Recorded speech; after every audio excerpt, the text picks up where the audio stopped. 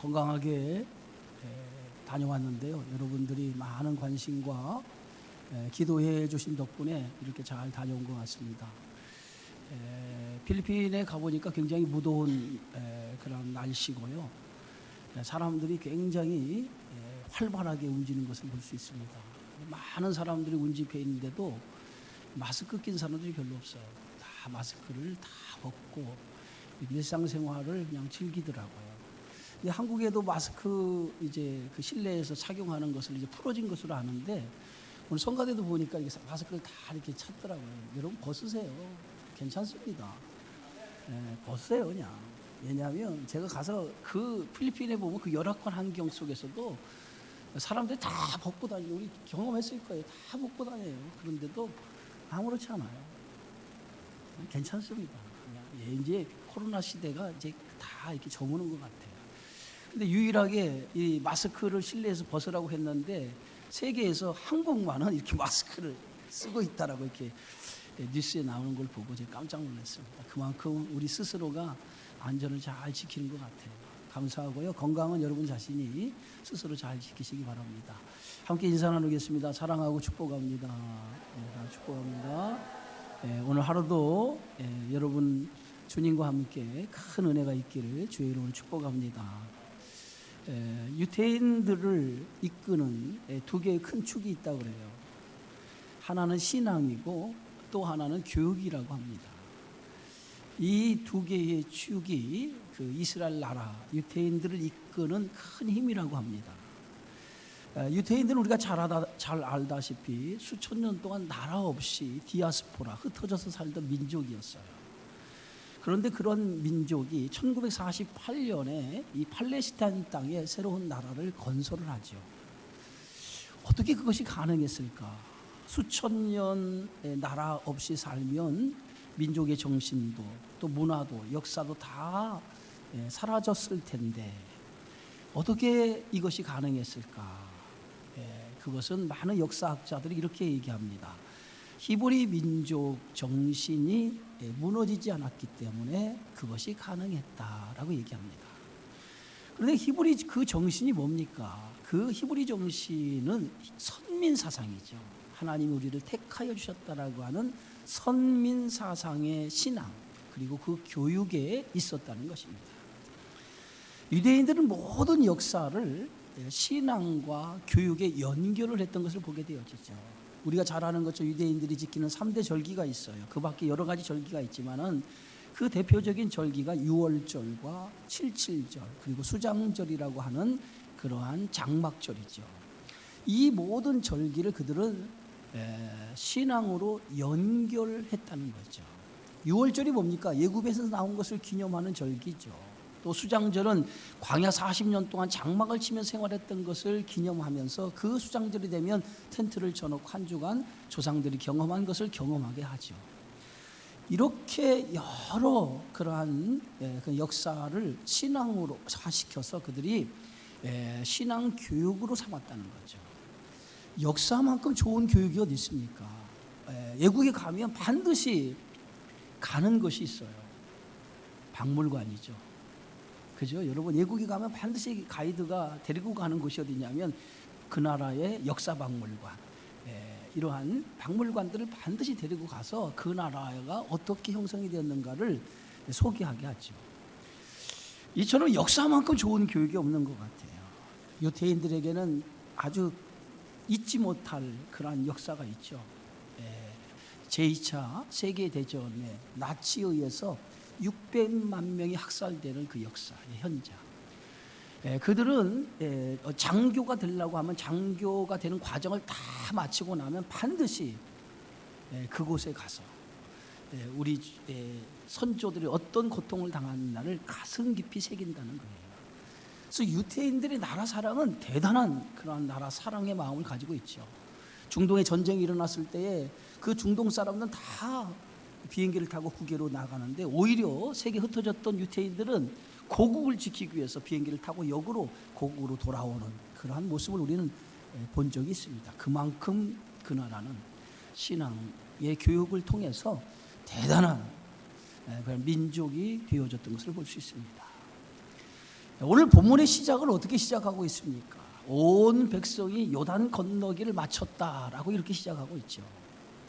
이제 예굽을 나온 지 40년 만에 드디어 그들이 꿈에 그리던 가나안 땅의 첫 발을 이제 디디게 되었는데, 그 첫 발을 디딘 것이 바로 요단을 건넌 순간부터 이제 가나안 땅 입성이 시작이 됩니다. 요단을 건너는 사람들이 어느 정도입니까? 200만 명 정도 되는 사람들이 요단을 건넜다고 그래요. 여러분, 200만 명, 한번 숫자로 생각해 봅시다. 어마어마한 숫자죠. 그들이 다 요단을 건너기까지 걸린 시간은 짧은 시간이 아닐 거예요. 많은 시간이 걸려서 그들 모두가 다 요단을 다 건너게 된 겁니다. 자, 이렇게 많은 시간 동안 요단을 다 건너고 난 다음에 하나님께서는 여호수아에게 또 다른 명령을 하시죠. 그것이 바로 오늘 본문의 말씀 4장에 보면 1절에서 3절까지 있는 말씀입니다. 우리 함께 성경 말씀을 읽었지만 다시 한번 읽어보겠습니다. 그 모든 백성이 요단을 건너가기를 마침에 여호와께서 여호수아에게 말씀하여 이르시되 백성의 각 지파에 한 사람씩 12사람을 택하고 그들의 명령하여 이르기를 요단 가운데 제사장들의 발이 굳게 선 그곳에서 돌 12를 택하여 그것을 가져다가 오늘 밤 너희가 유숙할 그곳에 두게 하라 하시니라. 요단을 건너가기를 마치자마자 하나님께서는 여호수아에게 각 지파의 대표 한 사람씩을 택하여서 그들에게 명령을 해서 제사장들이 요단 가운데 선 그곳에서 돌 12를 취하다가 오늘 밤 너희가 유숙할 그곳에 가져다 두라는 거예요. 이것이 하나님이 이제 요단을 건너자마자 이스라엘 백성들 여호수아에게 명령한 말씀이었어요. 왜 하나님께서 이런 명령을 내렸을까? 왜 하나님께서 이런 명령을 여호수아에게 내렸을까요? 그것은 오늘 4장 6절 7절에 있는 말씀처럼 너희의 표징이 되게 하기 위해서, 다시 해서 후일의 자손들에게 교육의 목적으로 이 돌을 가져다가 기념비를 세우라는 거예요. 오늘 이스라엘 백성들이 요단을 건넌 사건은 대단히 중요한 사건입니다. 그런데 이 대단히 중요한 사건을 후일의 후손들에게 알게 하라는 거예요. 가르치라는 거예요. 어떻게 요단을 건넜는가, 하나님이 어떻게 우리를 요단을 건너 가나안 땅에 들여보내셨는가에 대한 그것을 후인에게 이 돌들을 통해서 그들에게 가르치라는 거예요. 그것이 하나님의 말씀이었어요. 가나안 땅의 입성, 그 모든 것은 인간의 힘으로 된 것이 아니라 하나님의 은혜로 가나안 땅에 들어가게 된 것이라는 거예요. 그래서 그 자식들에게 이 기념비를 봄으로 인해서 인생을 살아가는 힘의 원리가 어디 있는가, 그것을 깨닫게 하는 거예요. 인생을 살아가는 힘의 원리, 그것이 사람의 힘으로 되는 것이 아니라 인생을 살아가는 모든 힘의 원리가 사람의 힘이 아닌 하나님의 은혜 없이는 우리가 살아갈 수 없다라고 하는 것을 자녀들에게 가르쳐 주라는 거예요. 그것이 하나님이 여호수아에게 명령하는 말씀이었어요. 여러분, 우리가 예수를 믿고 살아가면서 많은 하나님의 은혜를 경험한 성도들이 있을 거예요. 근데 하나님의 은혜를 많이 경험한 성도와 그 은혜를 경험하지 못한 성도의 차이가 어디에 있냐면 평상시는 잘 몰라요.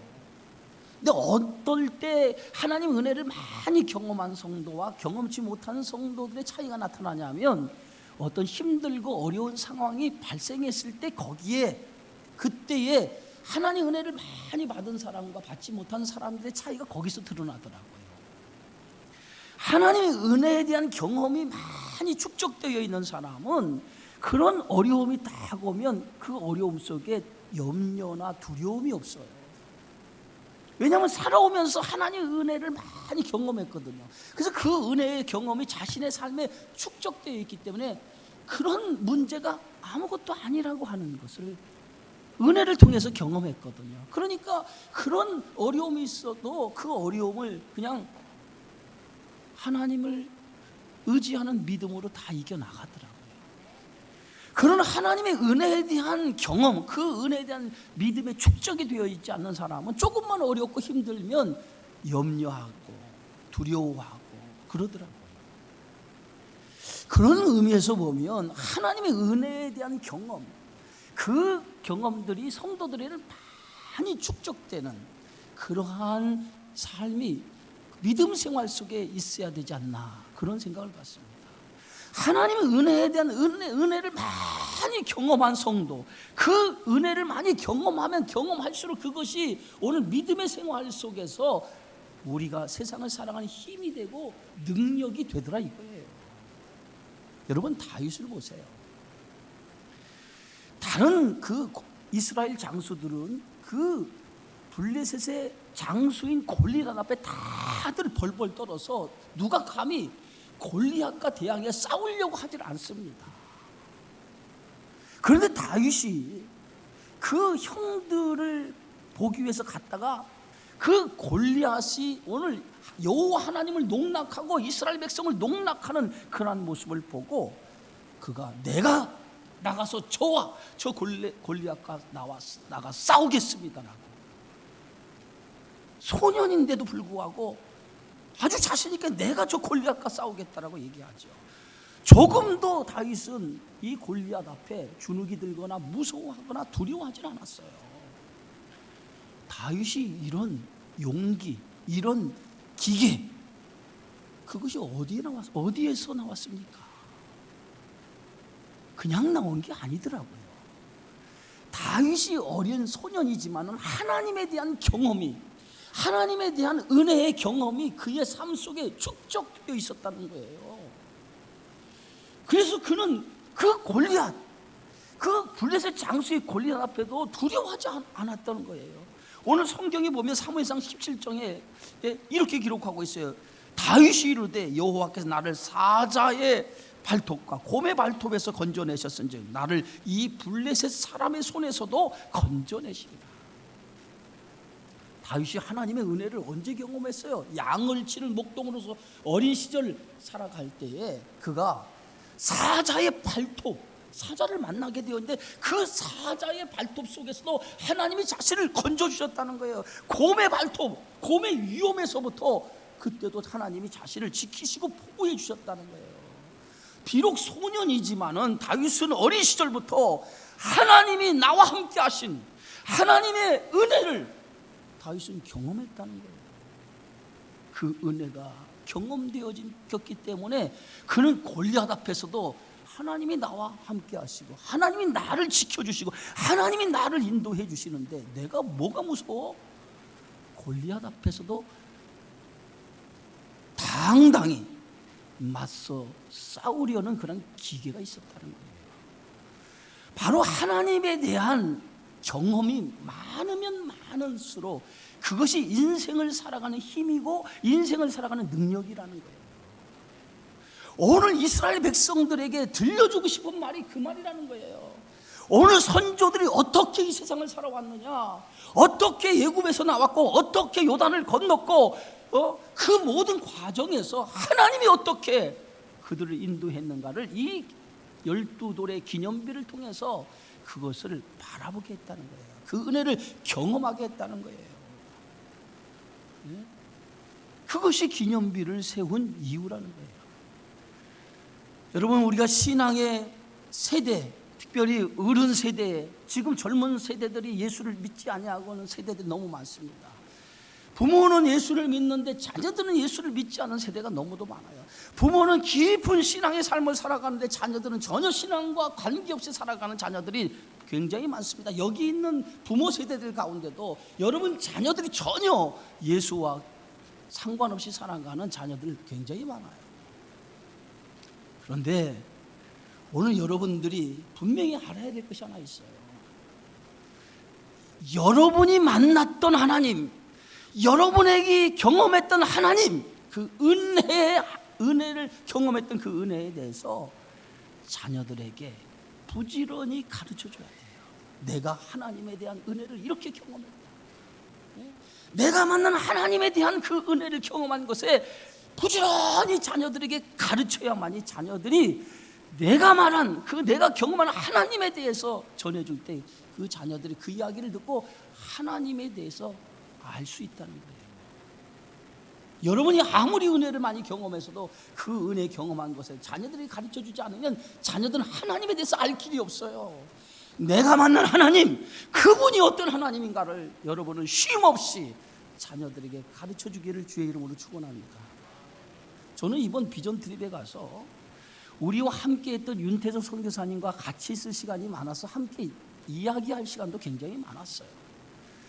제가 물어봤어요. 어떻게 선교사의 길을 걸어가게 되었습니까? 라고 물어봤더니 그분이 딱 한마디가 어머니의 기도 때문에 제가 선교사가 됐습니다. 그런 말씀을 하시더라고요. 원래 그분의 전공이 공대생이래요. 공대를 졸업을 하고 자기가 이제 꿈을 이제 그쪽으로 가졌는데 영어를 잘해야만이 뭔가 인생이 성공할 길이 열릴 것 같더라는 거예요. 그래서 영어 하나를 마스터하자는 생각을 가지고 홀연단식 젊은 나이에 필리핀에 왔다는 거야. 영어 하나 마스터하는 거야. 그런데 영어 하나 마스터하려고 왔는데 하나님께서 자기를 이 선교사의 길로 인도하셨다는 거예요. 자기보다 자기 동생이 훨씬 더 이런 목회의 길을 가기에 더 적합하고 부모들도 그렇게 기대를 했다는 거예요. 그런데 자기 동생은 세상으로 가서 직장을 다니고 자기가 선교사가 됐다는 거예요. 돌이켜보면 이 모든 것이 어머니의 기도 때문이라고 얘기하더라고요.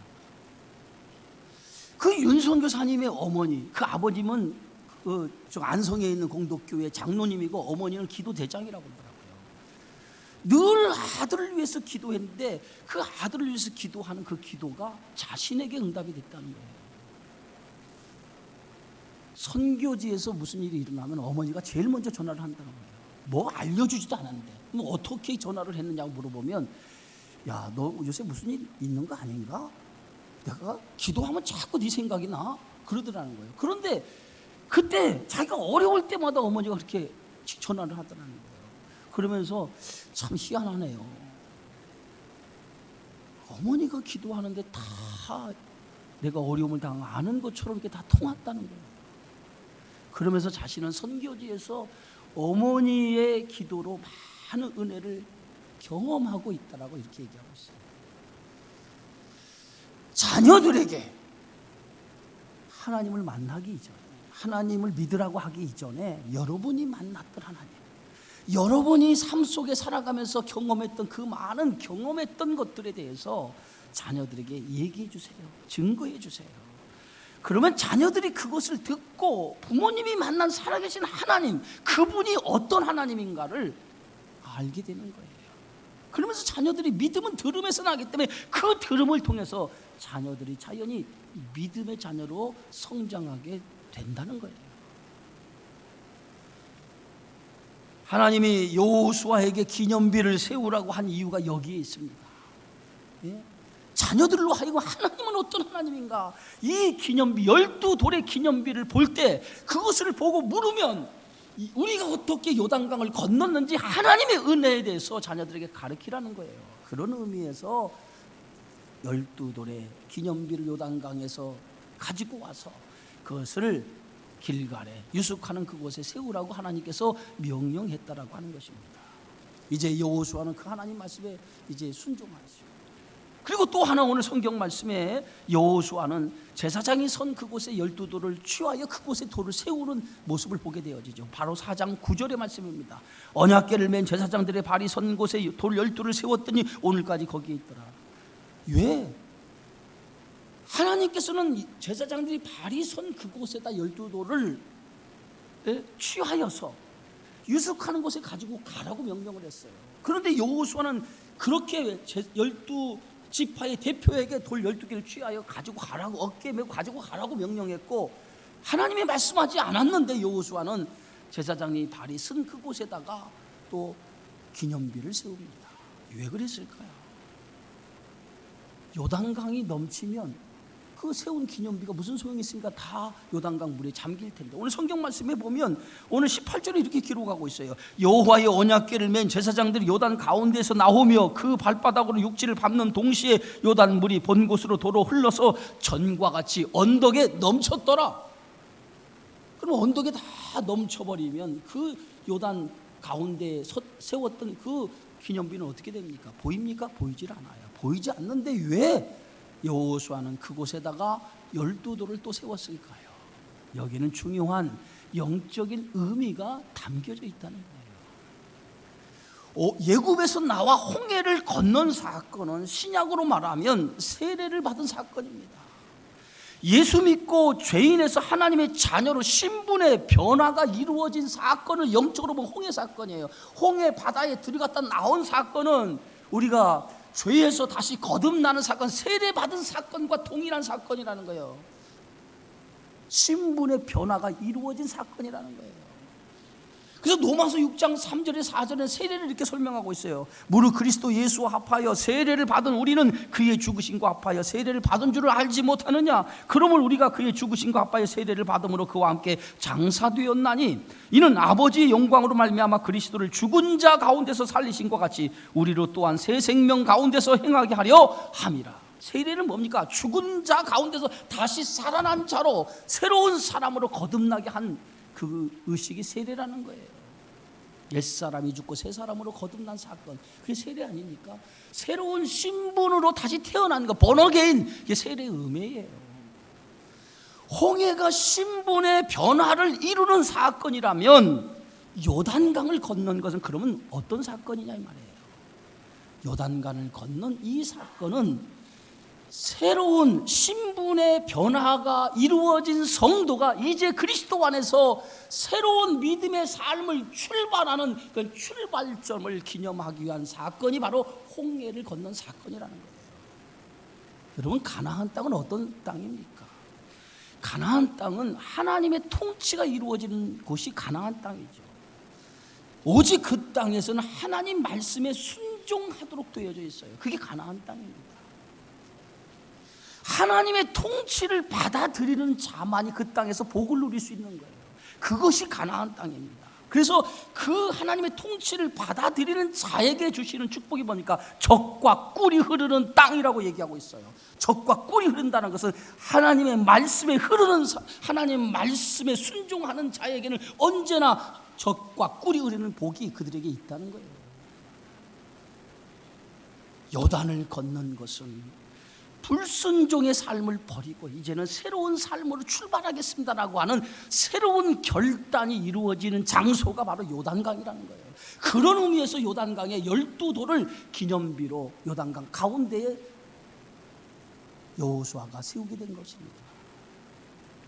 새로운 각오, 이제 너희들은 요단을 건너서 가나안 땅에 들어가는데 이제 너희는 새로운 다짐과 새로운 각오를 가지고 새롭게 하나님 백성으로서 주의 불순종은 다 떨쳐버리고 이제 순종의 신앙을 가지고 새롭게 가나안 땅에 들어가 하나님 말씀 앞에 순종하며 살아가라고 하는 의미에서 12돌을 요단강에 세우게 된 거죠.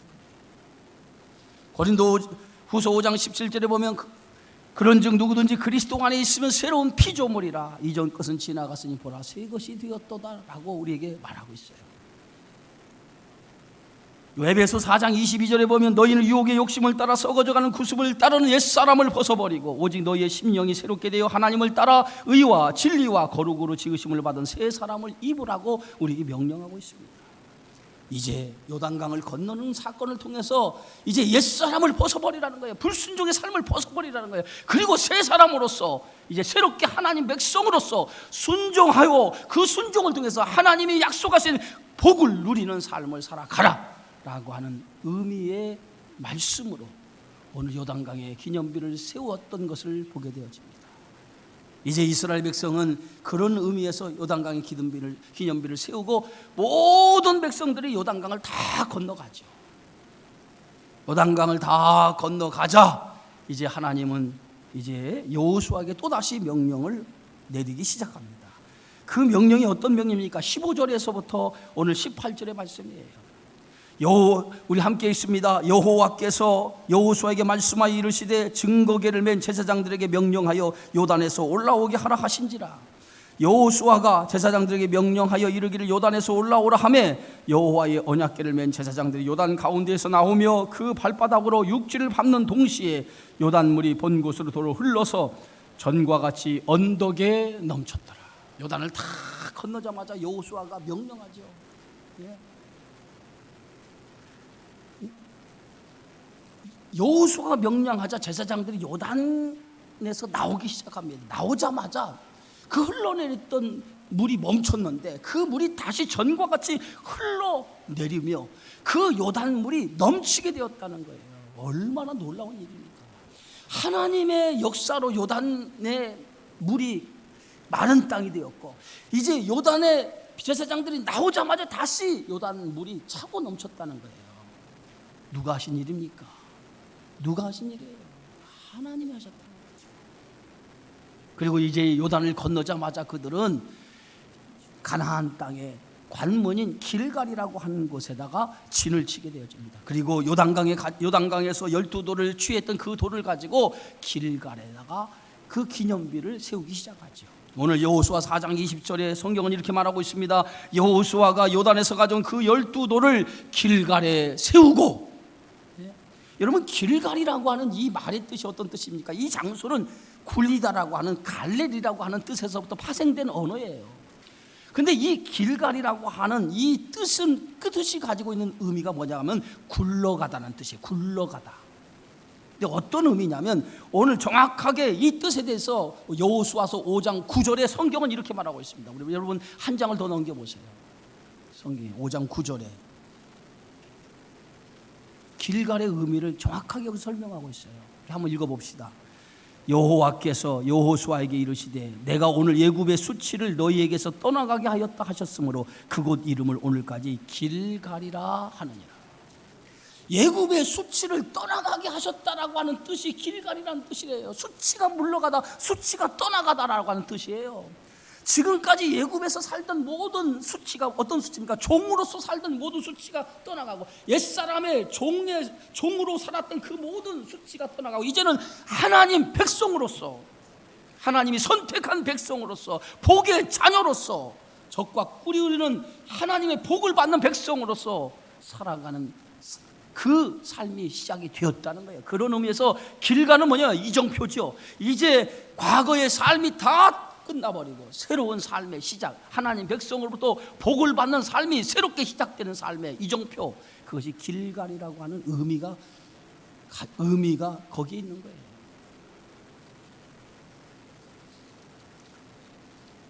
하나님의 이스라엘 백성이 출애굽한 지 40년 만에 드디어 예굽의 모든 수치를 물러가게 하고 이제 그들이 가나안 땅에 들어가게 했습니다. 이 모든 것이 뭐예요? 하나님의 은혜였어요. 길갈의 기념비를 세운 날이 출애굽 40년 1월 10일이라고 성경은 기록하고 있어요. 출애굽한 지 정확하게 40년 5일이 모자라는 날이었어요. 이때에 예굽의 모든 수치를 물러가게 하고 새로운 하나님 백성으로서 삶이 시작이 된 거예요. 지금까지 예굽에서부터 요단강을 건너기까지 이 모든 과정에서 누가 인도하셨어요? 하나님이 인도하셨어요. 여기까지 하나님이 인도하셨어요. 그것을 이 기념비를 통해서 하나님이 우리를 인도해 주셨습니다. 그것을 보고 하나님을 기념하라는 거예요. 하나님 은혜를 잊지 말라는 거예요. 그것을 후손들에게 가르치라는 거예요. 그리고 후손들로 하여금 하나님의 은혜를 경험하도록 만들으라는 거예요. 그것이 오늘 길갈에 세운 12돌의 의미라는 거예요. 또 하나 길갈에 기념비를 세운 목적이 있습니다. 그것이 뭡니까? 오늘 24절에 분명히 이렇게 기록하고 있어요. 이는 땅의 모든 백성에게 여호와의 손이 강하신 것을 알게 하며, 길갈이 이 기념비를 보고 이 땅의 모든 백성들, 이 땅에 살고 있는 모든 백성들이 여호와의 손이 얼마나 강한 것을 알게 하며 너희가 너희 하나님 여호와를 항상 경외하게 하려 함이라. 이미 그 땅에 살고 있는 사람이 누굽니까? 가나안 7족속이었어요. 그들은 오래전부터 그들이 믿는 우상, 신들이 있었습니다. 그 우상의 신들, 그 신들이 너희의 인생을 책임지는 것이 아니라 오직 유일하신 하나님만이 능하신 하나님이고 강하신 하나님이라. 그 하나님이 능하시고 강하시고 유일하신 하나님이고 그 하나님을 그들이 알게 함으로 인해서 그들이 여호와만을 경외하도록 하기 위해서 이 길갈에다 기념비를 세웠다는 거예요. 결국은 그것이 어떤 의미가 있습니까?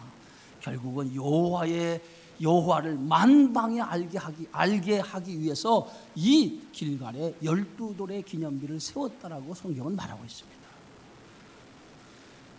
여러분, 최고의 복이 뭡니까? 최고의 복이 뭐예요? 최고의 복이 뭐예요? 최고의 복은 예수님을 아는 거예요. 여호와를 섬기는 것이 최고의 복이에요. 믿으십니까? 최고의 복이 뭐예요? 하나님을 아는 것. 네? 하나님을 아는 것. 그래서 호세아서에 힘써 여호와를 알자 그랬잖아요. 힘써 여호와를 알자. 이것이 최고의 복이라는 거예요. 그래서 오늘 시편 146편에 보면 야곱의 하나님을 자기의 도움으로 삼으며 여호와 자기 하나님에게 자기의 소망을 두는 자가 복이 있다고 그랬어요. 사도 바울은 모든 사람이 구원을 받으며 진리를 아는 데 이르기를 원한다고 했어요. 그것이 복이기 때문에 모든 사람들이 하나님을 알고 진리에 이르기를 원한다는 거예요. 그것을 위해서 자신의 전 생애를 드리며 살아간다라고 이렇게 말하고 있어요. 인생이 아무리 복을 받아도 세상에 많은 복을 받았다고 하더라도 예수를 알지 못하면요 복을 받은 게 아니에요.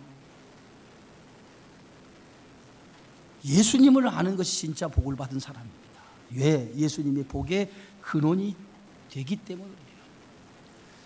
예수님이 우리의 모든 수치를 다 떠나가게 해주신 줄 믿습니다. 죄인인 우리를 십자가를 통해서 구원해 주시고 영원한 나라, 하나님의 나라를 유업으로 있도록 우리에게 그 복을 우리에게 허락해 주셨어요. 이것이 하나님의 은혜요 그리스도께서 우리에게 베푸신 축복인 줄 믿습니다.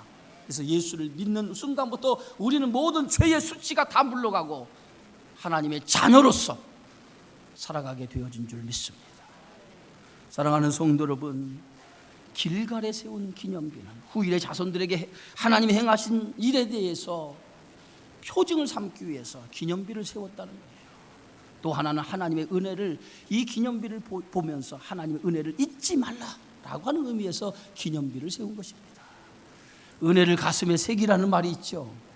성도에게 제일 중요한 것은 하나님의 은혜를 기억하고 사는 거예요. 오늘도 여러분 안에 하나님의 은혜, 십자가의 구속의 은혜가 여러분 안에 있습니까? 그 은혜를 기억하세요. 매일매일 하나님의 은혜를 기억하고 그 은혜에 감사하고 사세요. 내가 살아가는 모든 힘의 원리가 어디 있습니까? 그것은 내게 나오는 것이 아니라 하나님으로부터 주어진 것이라고 하는 것을 믿으시고 그 은혜에 감사하시기 바랍니다. 신앙의 모든 힘은 하나님의 은혜에서부터 시작되는 거예요.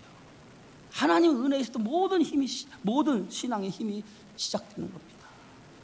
이로부터 주어지는 그 은혜가 날마다 여러분들에게 주어지기를 주의 이름으로 축원합니다. 나는 부족하고 연약해도 하나님의 은혜가 날마다 여러분에게 부어지면 그 은혜를 통해서 매일매일 우리는 세상을 살아가는 힘과 능력이 우리 안에 생겨지는 줄 믿습니다. 그 힘이 어디에서 옵니까? 하나님으로부터 주어지는 거예요. 오늘 말씀을 통해서 새롭게 결단하시기 바랍니다. 구원받은 자녀로서 하나님의 은혜를 잊지 아니하고 구원받은 자로서의 삶을 새롭게 이제 순종을 통해서 하나님 복을 이루며 살겠습니다. 그래서 예수 안에서 우리에게 주어진 이 놀라운 은혜를 가지고 복된 삶을 통해 하나님 영광을 돌리겠습니다. 그래서 많은 백성에게 여호와만이 참된 신임을 알게 하겠습니다 라고 하는 믿음의 결단이 여러분 안에 이루어져서 오늘 말씀처럼 오직 그리스도의 충만한 은혜가 여러분의 삶을 지배하는 축복의 성도들이 되어지기를 주의 이름으로 축원합니다. 존귀하신 아버지 하나님 감사합니다.